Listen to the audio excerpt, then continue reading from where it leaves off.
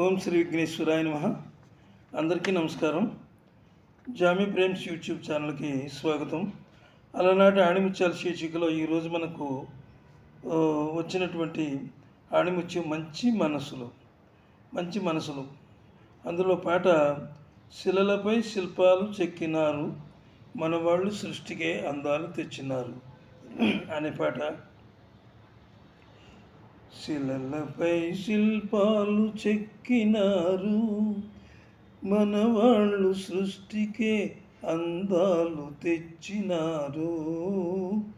శిలలపై శిల్పాలు చెక్కినారు.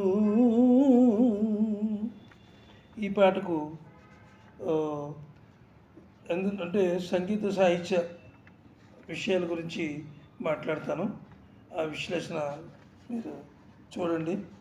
మీకు నచ్చితే ఒక లైక్ ఇచ్చి సబ్స్క్రైబ్ చేసి మా ఛానల్కి సపోర్ట్ ఇవ్వండి. ఇందులో అంటే దాదాపు 1962 సంవత్సరంలో టాప్ డైరెక్టర్ అయినటువంటి ఆదిత్య సుబ్బారావు గారి దర్శకత్వంలో ఈ సినిమా వచ్చింది. ఇందులో నట సామ్రాట్ అక్కినేని, మహానటి సావిత్రి, జానకి ముఖ్య పాత్రల్లో నటించారు.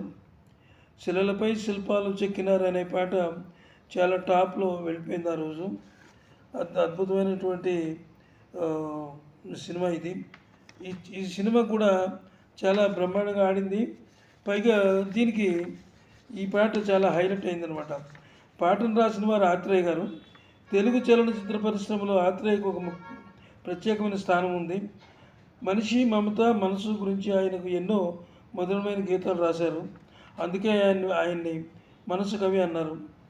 శిలలపై శిల్పాలు చెక్కినారు అన్న పాటకు ఆయన కవిత్వం జలపాతంలో దూకుతుంది. చాలా అద్భుతమైనటువంటి పాట ఇది. ఇక ఈ పాటలో స్క్రీన్ మీద అభినయించిన వారు నట సామ్రాట్ డాక్టర్ అక్కినేని నాగేశ్వరరావు, అలనాటి సహజ నటి షావుకారు జానకి అద్భుతంగా అభినయించి పాటను పల్లకి ఎక్కించారు. ఈ పాటలో నిజంగా ఈ శిలలపై శిల్పాలు చెక్కినారని తన భార్యకు ఆయన చూపించేటటువంటి శిల్పాలు చాలా అద్భుతమైనటువంటి మంచి ఎక్స్ప్రెషన్స్తో ఆయన అద్భుతంగా నటించారు. అలాగే అయితే అలనాటి సహజ నటి షావుకారు జానకి అద్భుతంగా అభినయించి పాటను పల్లకి ఎక్కించారు. ఈ పాటలు కొన్ని ఫ్రేమ్లో అక్కినేని నటన బ్లైండ్ క్యారెక్టర్ అనమాట. గుడ్డి అమ్మాయి బ్లైండ్ క్యారెక్టర్తో జానకి నటన ప్రేక్షకుల గుండెల్ని కలవరపరిచి మోగ బాధకు గురి చేసింది.